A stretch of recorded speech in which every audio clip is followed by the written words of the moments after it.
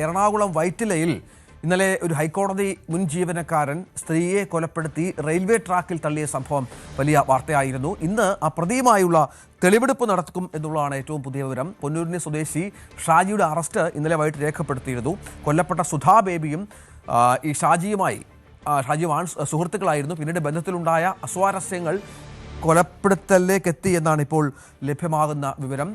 ഏതായാലും ഷാജി ഇതുമായി ബന്ധപ്പെട്ട് പോലീസിൽ മൊഴിയും നൽകിയ പശ്ചാത്തലം കൂടിയുണ്ട്. CCTV ദൃശ്യങ്ങളടക്കമാണ് പോലീസ് ശേഖരിച്ച് ഇപ്പോൾ തെളിവുകളിലേക്ക് എത്തിയത്. ഡാനി ഇപ്പോൾ വിവരങ്ങൾ പങ്കുവെക്കും. ഡാനി, നേരത്തെ ഇയാളുടെ ഒരു മോട്ടീവ് എന്ന് പറയുന്നത് റെയിൽവേ ട്രാക്കിൽ തള്ളുക, ട്രെയിൻ കയറി മരിച്ചതാണ് അല്ലെങ്കിൽ ട്രെയിൻ തട്ടി മരിച്ചതാണ് എന്ന തരത്തിൽ കാര്യങ്ങൾ എത്തിക്കുക എന്നൊക്കെ ആയിരുന്നു. പക്ഷേ CCTV ദൃശ്യങ്ങൾ പുറത്തു വന്നപ്പോൾ കാര്യങ്ങൾ പോലീസിന് വ്യക്തമാവുകയായിരുന്നു.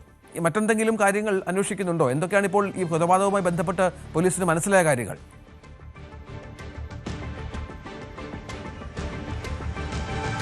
രഞ്ജിത്ത്, ഇപ്പോൾ ഇയാൾ തന്നെ ഷാജി തന്നെ പോലീസിനോട് ഇതെല്ലാം തന്നെ സമ്മതിച്ചിട്ടുണ്ട്. എങ്കിൽ കൂടിയും പോലീസ് ഇക്കാര്യങ്ങളെല്ലാം കൃത്യമായി ഒന്ന് ഉറപ്പിക്കുകയാണ്. ഇതിന്റെ ഭാഗമായി തെളിവെടുപ്പ് അടക്കമുള്ള നടപടികളും കൂടി പൂർത്തിയാകുകയാണ്.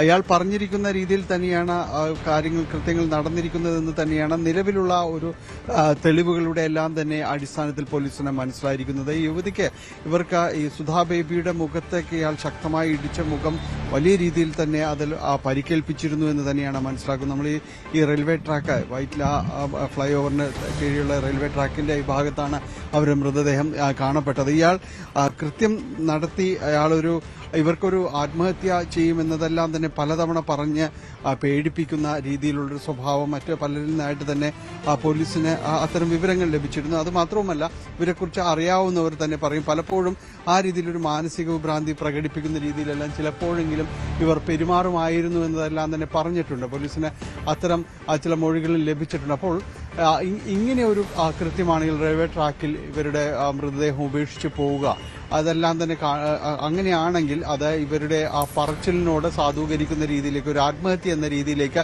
എളുപ്പത്തിൽ എത്താൻ കഴിയുമെന്ന് തന്നെയായിരുന്നു ഷാജി കണക്ക് കൂട്ടിയിരുന്നത്. ഇതിന്റെ അടിസ്ഥാനത്തിലാണ് ഇവിടേക്ക് വരിക. ഇവിടെ നേരത്തെയും ഇവർ പലതവണ ഇവിടേക്ക് വന്നതെല്ലാം തന്നെ പറഞ്ഞിട്ടുണ്ട്. ഷാജി തന്നെ സമ്മതിച്ചിട്ടുണ്ട്. ഇവർ ഇവിടെ നിന്ന് ഈ വാക്കുതർക്കത്തിൽ ഏർപ്പെടുമ്പോഴെല്ലാം ശബ്ദം ഉയരുമ്പോൾ ഈ സുധയുടെ ഇയാൾ പൊത്തിപ്പിടിച്ചിരുന്നു. കാരണം ഈ അടുത്ത മറ്റു പലരും കുറച്ച് മാറിയെല്ലാം ഉണ്ടായിരുന്നു. അവരുടെ ശ്രദ്ധയിൽപ്പെടാതിരിക്കാനായിട്ട് പൊത്തിപ്പിടിച്ചിരുന്നു എന്നതെല്ലാം തന്നെ ഇയാൾ പോലീസിനോട് പറഞ്ഞിട്ടുണ്ട്. തുടർന്ന് ഇത് അവരെ അതിക്രൂരമായി മർദ്ദിക്കുകയും മരണം നടന്നു എന്ന് ഉറപ്പുവരുത്തുകയും ചെയ്തതിനു ശേഷമാണ് ഈ ട്രാക്കിലേക്ക് തള്ളിയിടുന്നത്. പക്ഷേ ഇത് ഈ ട്രാക്ക് ട്രെയിൻ പോകാത്ത ഒരു ട്രാക്കിലേക്കാണ് ഇവരുടെ ശരീരം വീണത്.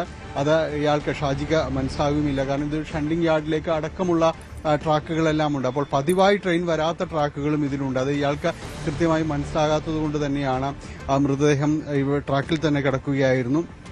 പിന്നീട് ഇതിലെ പോയ ട്രെയിനിലെ ലോക്കോ പൈലറ്റ് കണ്ടതിന് ശേഷമാണ് വിവരം അറിയിക്കുന്നത്, പോലീസിലേക്കെല്ലാം അറിയിക്കുന്നത്. പോലീസ് എത്തുമ്പോൾ തന്നെ ഇവര് മുഖത്തുള്ള മുറിവുകളും കാര്യങ്ങളും കൊണ്ട് തന്നെ ഇത് കൊലപാതകമാണെന്ന് ഉറപ്പിച്ചിരുന്നു. പിന്നീട് ഇവരുടെ ഫോൺ കണ്ടെത്തുകയും അതിലെ സിം കാർഡ് മറ്റൊരു ഫോണിലിട്ട് വിവരങ്ങൾ ശേഖരിക്കുകയും എല്ലാം തന്നെ ചെയ്തു. പിന്നീട് വളരെ പെട്ടെന്ന് CCTV ദൃശ്യങ്ങളിലേക്കും പിന്നീട് ഈ ഷാജിയിലേക്കും എല്ലാം തന്നെ പോലീസിന്റെ അന്വേഷണം എത്തി. ഷാജി പറഞ്ഞിരുന്നത് ഇവരുമായിട്ട് ഭക്ഷണം കഴിച്ചതിന് ശേഷമാണ് ഇവിടേക്ക് വന്നിരുന്നതെന്നെല്ലാം തന്നെ പറഞ്ഞിരുന്നു. അപ്പോൾ നേരത്തെ ഉണ്ടായിരുന്ന ബന്ധം അത് പിന്നീട് കുടുംബത്തെ തന്നെ ബാധിക്കുന്ന രീതിയിലേക്കെല്ലാം തന്നെ വരുന്നു. ആ ഘട്ടത്തിൽ ഇവരെ ഇല്ലാതാക്കാൻ തീരുമാനിക്കുകയായിരുന്നുവെന്നാണ് പോലീസിനോട് ഷാജി പറഞ്ഞിരിക്കുന്നത്. പോലീസിന്റെ നിലവിലൊരു അന്വേഷണവും ആ രീതിയിൽ തന്നെയാണ് എത്തിയിരിക്കുന്നത്. ഇന്നിപ്പോൾ നടപടിക്രമങ്ങളുടെ ഭാഗമായിട്ട് ഇവിടേക്ക് തെളിവെടുപ്പിനായി കൊണ്ടുവരും. ഇവിടെ സുധയുടെ മൃതദേഹം ഇന്നലെ പോസ്റ്റ്മോർട്ടത്തിന് ശേഷം ബന്ധുക്കൾക്ക് വിട്ടുകൊടുത്തിട്ടുണ്ട്. എന്തായാലും പോലീസ് വളരെ പെട്ടെന്ന് കൊലപാതകയിലേക്കും എല്ലാം തന്നെ എത്താനായിട്ട് സഹായിച്ചത് CCTV ദൃശ്യങ്ങളും അതോടൊപ്പം തന്നെ ഇവരിൽ നിന്ന് ഉപേക്ഷിച്ചു പോയ മൊബൈൽ ഫോണിന്റെ സിം കാർഡും എല്ലാമാണ്.